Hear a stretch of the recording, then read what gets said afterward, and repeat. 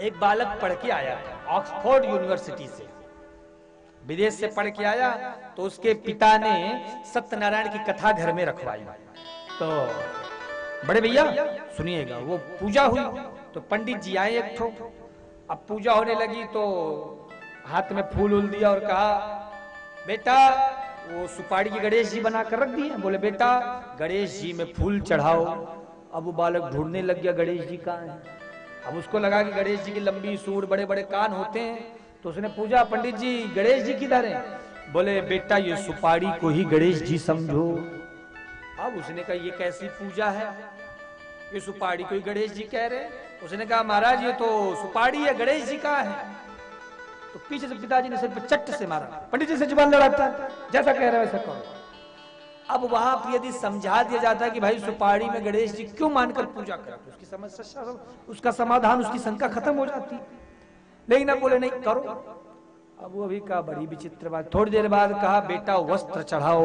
अब वो रक्षा सूत्र का जो धागा होता उसी को उतार के दे दिया। बोले पंडित जी ये वस्त्र कहाँ, ये तो धागा है। बोले बेटा इसी को ही कपड़ा समझ लो, शेरवानी का जो है माप समझ के चढ़ा दो।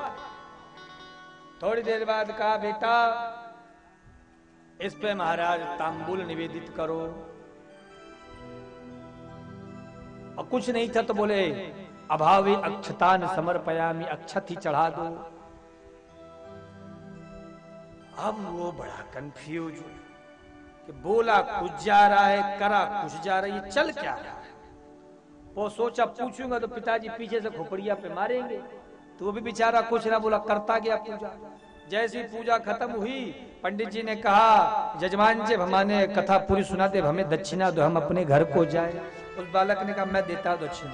उसने अपने जेब से सिगरेट का एक डिब्बा निकाला, पैकेट, और वाकई महाराज पन्नी जो झिल्ली ऊपर की थी उसको निकाली और उसको रोल करके कहा पंडित जी लीजिए दक्षिणा। बोलिए दक्षिणा कहाँ है?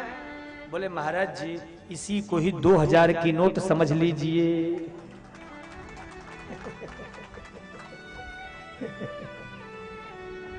तो मेरा कहने का तात्पर्य ये है साहब कि युवा वर्ग जानने का उत्सुक है, उसको बताओ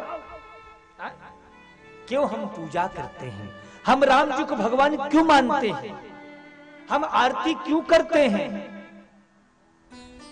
हम क्यों भजन करते, हम कथा में क्यों बैठे हैं, ये समझाओ ना। लेकिन आज की जो लोग हैं, माता पिता खास करके, मैं बच्चों की बात नहीं कर रहा हूं, टीवी लगा करके क्योंकि सास भी कभी बहू थी, बस उसी में पूरा समय निकाल दिया।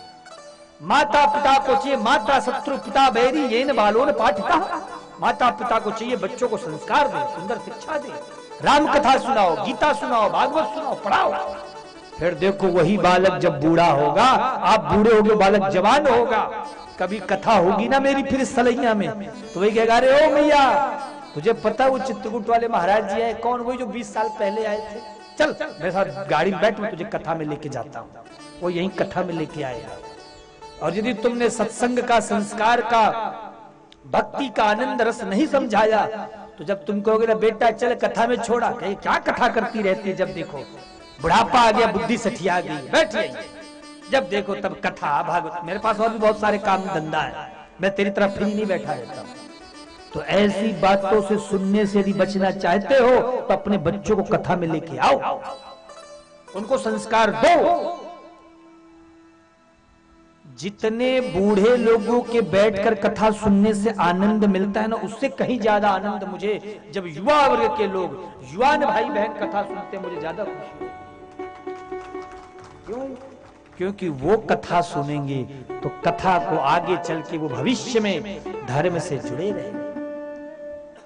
इसलिए आप कथा में आज तो वेरी गुड आओ, पर आप आते हो अच्छी बात है, पर अपने बच्चों को कथा में लेके जरूर आओ।